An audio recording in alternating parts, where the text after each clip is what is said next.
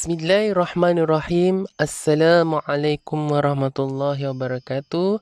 Bertemu kita kembali, Alhamdulillah. Bagi yang baru sahaja menonton video ini ataupun sedang menonton video ini, saya ucapkan terima kasih kerana memilih channel saya untuk faham tentang topik pembelajaran pada hari ini. Kita teruskan pendidikan Islam tahun 2, bidang adab Rasulullah sallallahu alaihi wasallam, sahabat sejati. Baiklah, marilah sama-sama kita berselawat ke atas Nabi Muhammad sallallahu alaihi wasallam dan keluarga baginda. Mudah-mudahan kita diberikan syafaat oleh baginda sallallahu alaihi wasallam. Allahumma salli ala Sayyidina Muhammad wa ala ali Muhammad. Allahumma salli ala Sayyidina Muhammad wa ala ali Muhammad. Allahumma salli ala Sayyidina Muhammad wa ala ali Muhammad. Baiklah, marilah sama-sama kita menadah tangan, mengaminkan doa belajar. Mudah-mudahan kita dilimpahkan rahmat dan berkat dari Allah Ta'ala. Seterusnya diberikan kemudahan untuk memahami topik pada hari ini. Seterusnya dapat dihayati dalam kehidupan seharian, insyaAllah. A'udzubillahi minasyaitonirrajim. Bismillahirrahmanirrahim. Allahumma aftah alaina hikmataka wanshur alaina min khazaini rahmatika ya arhamar rahimin. Rabbi zidni ilma warzuqni fahma. Rabbi shrah li sadri wa yassir li amri wahlul 'uqdatam min lisani yafqahu qawli. Amin ya rabbal alamin. Objektif pembelajaran kita pada hari ini, di akhir pembelajaran, murid-murid dapat yang pertama menyatakan maksud sahabat Nabi. Yang kedua, menjelaskan biodata sahabat terpilih Rasulullah sallallahu alaihi wasallam. Menjelaskan akhlak Rasulullah sallallahu alaihi wasallam dalam bersahabat dan mencontohi akhlak Rasulullah sallallahu alaihi wasallam dalam bersahabat. Untuk pengetahuan anda, Nabi Muhammad sallallahu alaihi wasallam dan Rasulullah sallallahu alaihi wasallam adalah orang ataupun individu yang sama. Marilah kita sama-sama tekan butang loceng, tekan butang langgan, subscribe. Jangan lupa, sekiranya sudah berbuat demikian, saya ucapkan terima kasih banyak-banyak kerana mudah-mudahan apabila tekan butang langgan dan loceng, anda tidak akan terlepas daripada video-video pembelajaran yang terkini dari channel saya. Mudah-mudahan semua mendapat manfaat, insya-Allah. Kita teruskan dengan pengertian sahabat Nabi Muhammad sallallahu alaihi wasallam. Pernahkah kamu dengar perkataan sahabat? Sahabat ialah orang yang paling rapat dengan kita. Jadi, apakah yang dimaksudkan pula dengan sahabat Nabi Muhammad sallallahu alaihi wasallam? Kriterianya ataupun maksudnya lain. Jadi, pengertian sahabat Nabi Muhammad sallallahu alaihi wasallam ialah seseorang yang bertemu dengan Nabi Muhammad sallallahu alaihi wasallam, beriman dengan baginda serta mati di dalam Islam. Saya ulang, maksud sahabat Nabi Muhammad sallallahu alaihi wasallam ialah seseorang yang bertemu dengan Nabi Muhammad sallallahu alaihi wasallam, beriman dengan baginda serta mati di dalam Islam. Jadi, maksud ini adalah maksud yang sangat lengkap tentang apakah yang dimaksudkan dengan sahabat Nabi. Mudah-mudahan kamu semua faham, insya-Allah. Baiklah, sebelum kita pergi kepada sahabat-sahabat Nabi Muhammad sallallahu alaihi wasallam, siapakah sahabat sejati kamu? Ada nama? Alhamdulillah. Jika tiada masalah. Okey?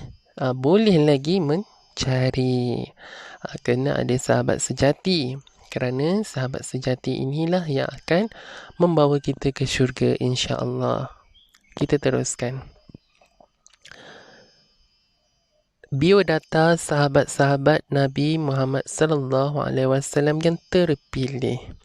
Jadi, hari ini ada beberapa tokoh yang akan kita kenal, okey?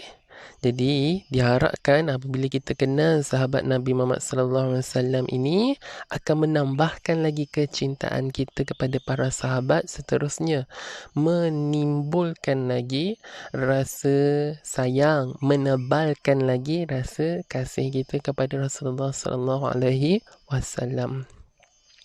Antara sahabat yang akan kita kenali dan fahami ialah yang pertama Sayyidina Abu Bakar As-Siddiq.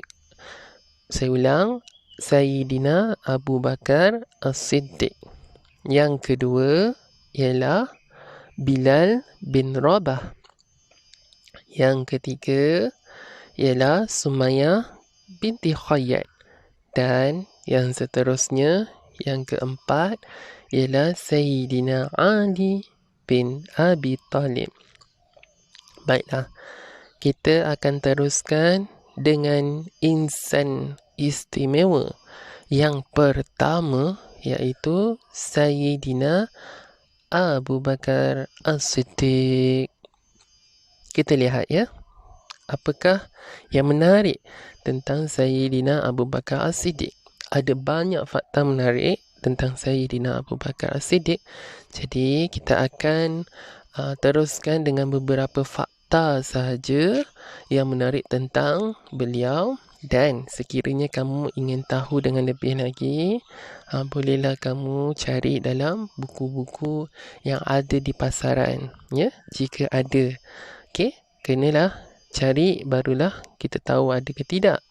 Jadi antara buku yang ada di pasaran, antaranya ialah buku mengenai kisah-kisah Rasul.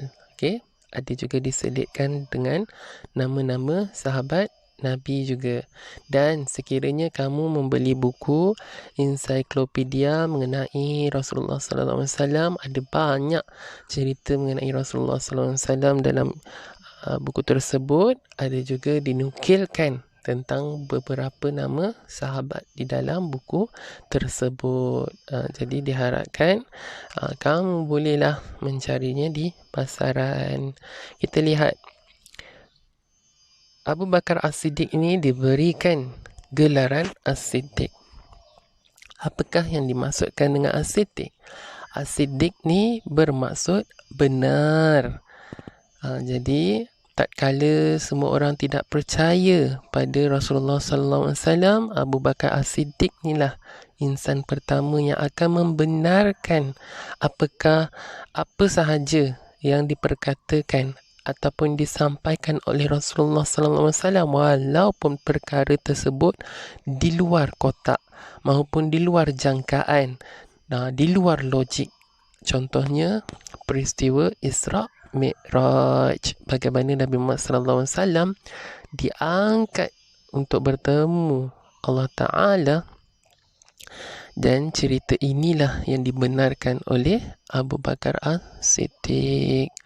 Jadi beliau ni sangatlah istimewa. Jadi kita teruskan.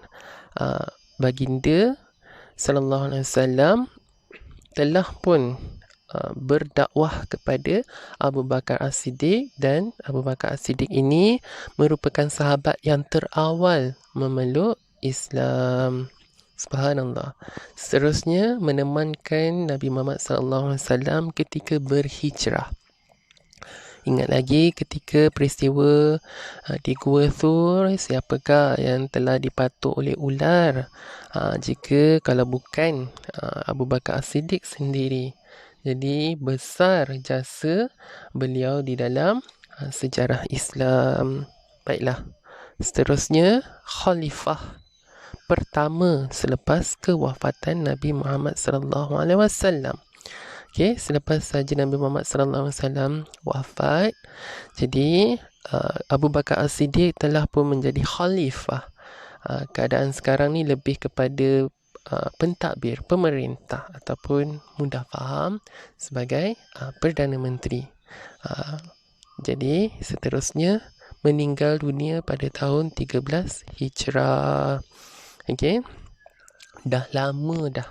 Ya. Jadi mudah-mudahan apabila kita kenal Sayyidina Abu Bakar As-Siddiq ini, kita dapat menghayati sifat Abu Bakar As-Siddiq ini, iaitu seorang yang benar. Baiklah, kita teruskan. Yang kedua ialah kita lihat Bilal bin Rabah. Pernah dengar perkataan Bilal? Bilal ialah orang yang selalu melaungkan azan dekat masjid. Ada kena mengena dengan nama ini, Bilal bin Rabah. Siapakah Bilal bin Rabah? Muazzin Rasulullah sallallahu alaihi wasallam. Soalan saya, apakah maksud muazzin? Muazzin ini dinamakan sebagai orang yang melaungkan azan. Okey. Seterusnya, hamba terawal yang memeluk Islam. Kehidupan semasa zaman Nabi dulu ada hamba. Jadi kehidupan sekarang ni dah tak ada dah hamba, ya. Jadi kita teruskan lagi. Bilal bin Rabah dijemur di padang pasir dan diletakkan batu di atas dadanya. Bayangkan, Bilal bin Rabah diseksa, dijemur di padang pasir, diletak pula batu di atas dadanya. Bolehkah kamu bayangkan? Bukan batu-batu kecil, batu yang besar. Okey, bayangkan kamu berada di tempat Bilal bin Rabah. Sanggup ataupun tidak kamu? Dahlah dijemur dengan panas, batu yang berat atas dada. Bolehkah kamu rasa betapa periknya pengorbanan Bilal bin Rabah? Namun Bilal bin Rabah tetap juga mengucapkan syahadah. Tetap juga dengan agama Islam. Jadi pengorbanan ini bukanlah pengorbanan yang sia-sia, kerana Bilal bin Rabah antara orang yang berada di syurga. Jadi kita lihat pula menyertai perang Badar. Perang Badar ini sangat istimewa kerana berlaku dalam bulan puasa, iaitu bulan Ramadan. Dan ketika perang Badar ini, umat Islam mendapat kemenangan menentang musuh, walaupun ketika itu bilangan tentera Islam lebih sedikit berbanding tentera musuh. Macam mana bilangan yang sedikit, tentera yang sedikit dalam umat Islam ini boleh berjaya mengalahkan tentera musuh yang sangat ramai? Apakah rahsianya? Ya, dibantu oleh Allah Ta'ala menerusi tentera-tentera malaikat. Jadi kita teruskan lagi.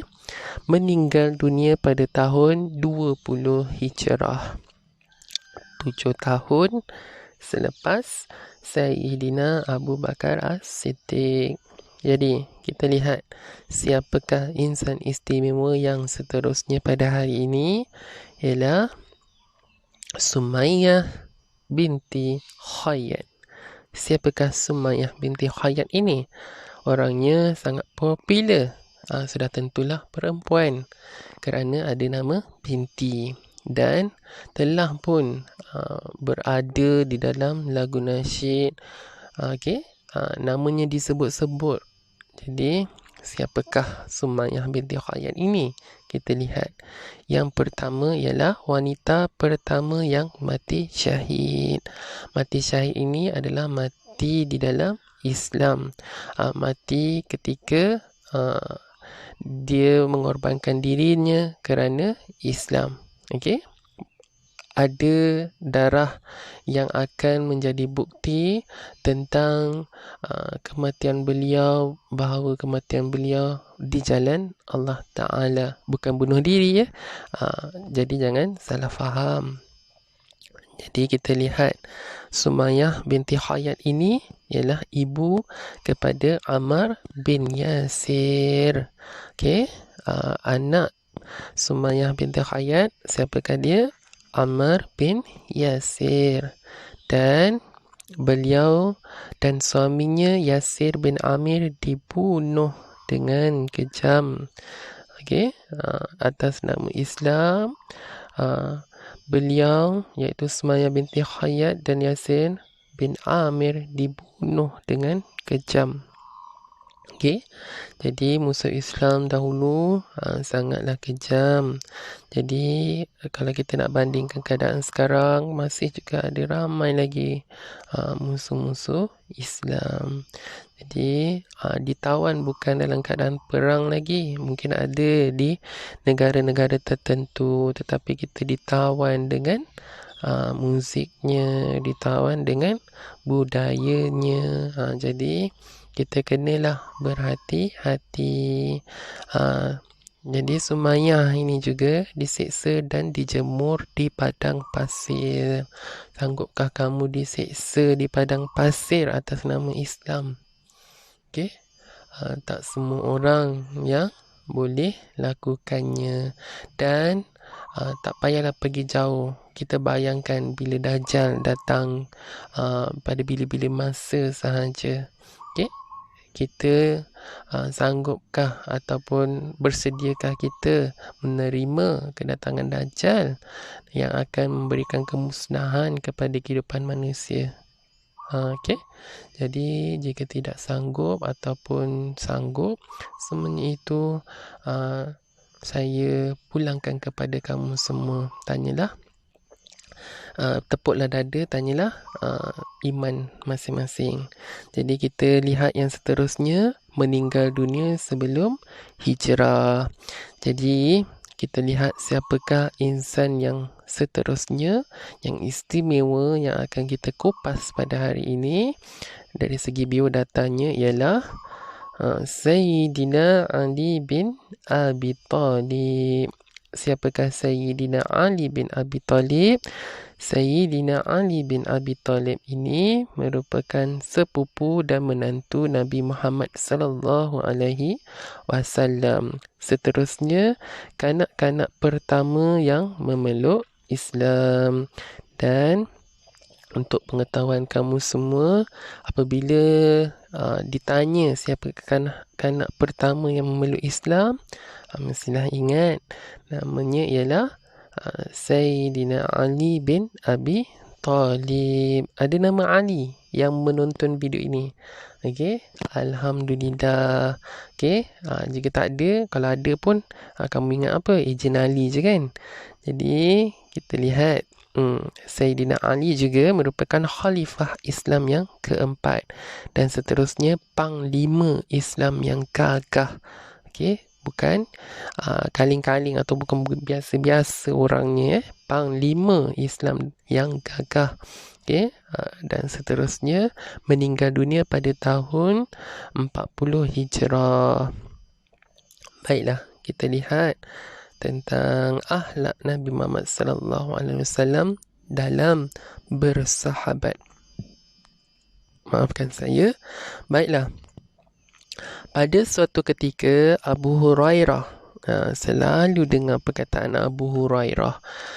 Siapakah itu Abu Hurairah? Terkenal dengan apa? Ya, terkenal kerana rapatnya beliau dengan kucing ataupun bapa kepada segala kucing. Okey? Sayang kepada kucing. Itu maksud saya ya. Sangat lapar ketika itu. Rasulullah sallallahu alaihi wasallam mengetahui hal itu dan mengajaknya ke rumah baginda sallallahu alaihi wasallam.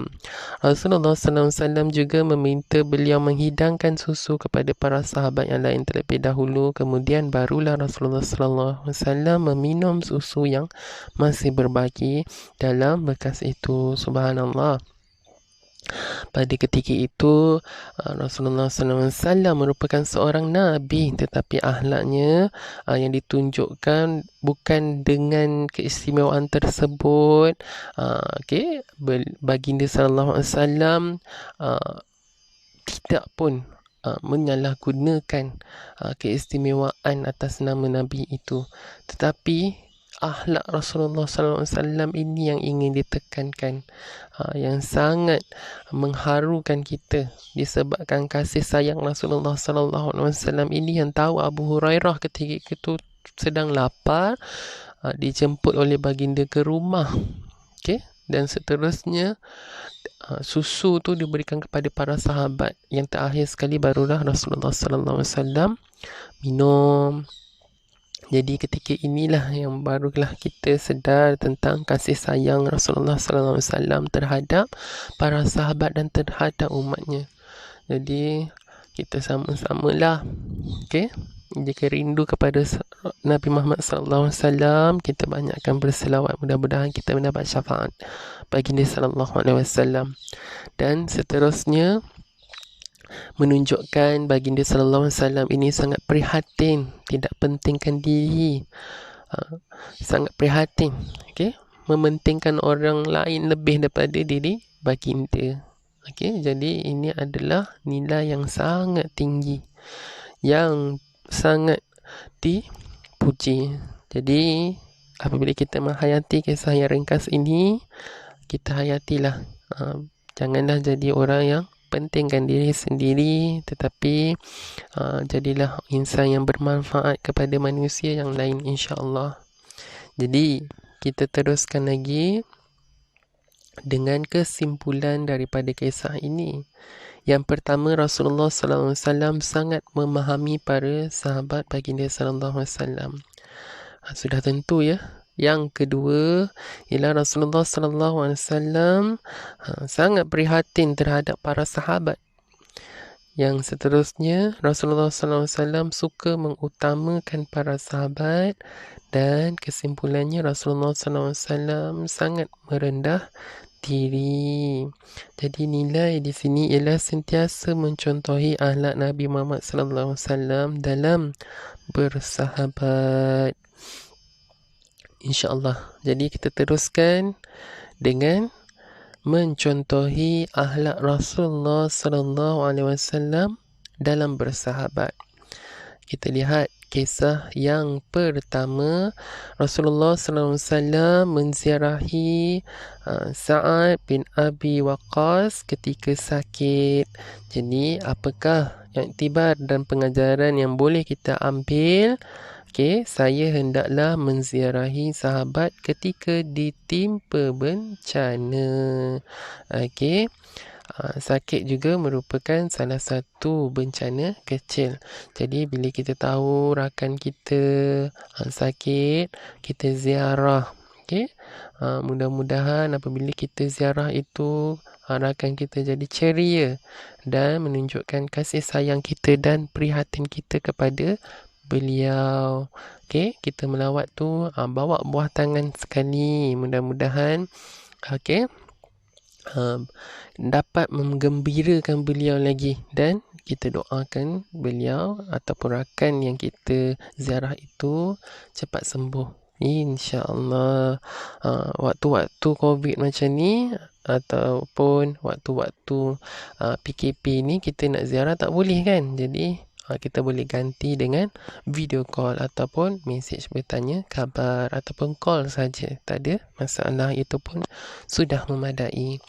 Jadi kita teruskan dengan kisah yang kedua yang boleh kita contohi akhlak Rasulullah sallallahu alaihi wasallam. Nabi Muhammad sallallahu alaihi wasallam menanam pohon kurma untuk membebaskan Sayyidina Salman Al-Farisi. Jadi apakah iktibar yang dapat kita peroleh? Saya perlu melazimi ataupun membiasakan membantu rakan yang dalam kesusahan. Jadi orang yang susah kita bantu dapat pahala. Kita juga boleh tolong dalam keadaan ataupun kaedah yang pelbagai. Tak boleh tolong dengan tenaga, kita boleh tolong dengan beri idea, berikan wang ringgit, berikan pakaian kita, berikan apa-apa sahaja yang rakan kita perlukan. Okey, contohnya ditimpa banjir. Jadi rakan kita habis rumahnya tenggelam kerana air. Jadi waktu-waktu tu mestilah rakan kita dah tak ada apa-apa. Apa yang boleh kita tolong, kita berikan pakaian, makanan, itu pun alhamdulillah. Okey, jadi sama-samalah kita mencontohi akhlak Rasulullah SAW dan kita aplikasi dalam kehidupan seharian ini. Okey? Jadi, seterusnya kisah Sayyidina Abu Bakar dipanggil As-Siddiq oleh Nabi Muhammad SAW. Jadi pengajarannya di sini ialah saya memanggil rakan dengan panggilan yang baik. Setiap apa yang kita ucap adalah doa. Jadi kita panggillah panggilan yang baik kerana apa yang kita ucap itu adalah satu doa. Janganlah kita panggil kawan kita panjang, jangan kita panggil kawan kita black ke apa ke kan. Kita panggil nama sesuai dengan namanya, biarlah nama tersebut ada maksud. Jadi penat mak ayah dia bagi nama cantik-cantik, jadi kita berilah juga, sebut juga namanya. Jika namanya Humairah, panggillah Humairah, janganlah panggil Mai. Tak ada maksud pun. Jadi yang baik itu kita biasakan. Alright, jadi barulah kita dapat merapatkan silaturahim kita. Kalau kita panggil dengan panggilan kawan kita tak suka, jadi akan timbul pergaduhan, bermasam muka, ataupun perkataan tak geng lah dengan dia ni. Itu semua tak baik. Jadi kita teruskan lagi dengan mencontohi akhlak Rasulullah SAW dalam bersahabat, yakni kisah Al-Hubab bin Al-Munzir menasihati Nabi Muhammad SAW dalam perang Badar agar menukar tapak perkemahan. Jadi pengajarannya, saya bersedia menerima teguran dan nasihat daripada kawan-kawan. Janganlah kita berasa hebat kalau kawan kita tegur tu, kita mestilah berlapang dada. Okey? Kalau kita tegur kawan kita masih lagi tak boleh terima, kita kena baiki. Bagaimana pula cara kita nasihat? Bagaimana pula cara kita tegur? Adakah berhemah ataupun kita nak memalukan dia? Okey? Jadi semuanya kita kena semak, ya. Jadi nak menasihati seseorang ini pun merupakan satu sedekah daripada lidah kita. Jadi gunakanlah sebaik-baiknya. Jadi sebagai rumusannya di sini ialah Nabi Muhammad SAW adalah sebaik-baik contoh di dalam bersahabat. Adab bersahabat perlu dihayati dalam kehidupan seharian. Jadi kita lihat dan nilai objektif pembelajaran kita. Yang pertama, ingat lagi tak apa yang dimaksudkan dengan sahabat Nabi? Seterusnya, siapakah antara sahabat-sahabat yang kita peroleh ataupun kita hayati ceritanya pada hari ini? Siapakah mereka? Ada 4 tadi kan? Bolehkah kamu sebut satu persatu? Seterusnya, menjelaskan akhlak Rasulullah dalam bersahabat. Apakah antara akhlak Rasulullah yang ditunjukkan? Bolehkah kamu senaraikan? Dan yang paling penting, mencontohi akhlak Rasulullah SAW dalam bersahabat. Jadi, terima kasih kerana menekan loceng dan tekan butang langgan atau subscribe dan tonton video ini sehingga ke akhirnya. Mudah-mudahan semua didoakan agar berada dalam rahmat Allah sentiasa, insya-Allah. Sehingga untuk itu, maafkan saya, yang baik itu datang dari Allah Ta'ala dan yang buruk dan lemah itu datang dari diri saya sendiri. Bertemu dalam video pembelajaran yang akan datang. Assalamualaikum warahmatullahi wabarakatuh.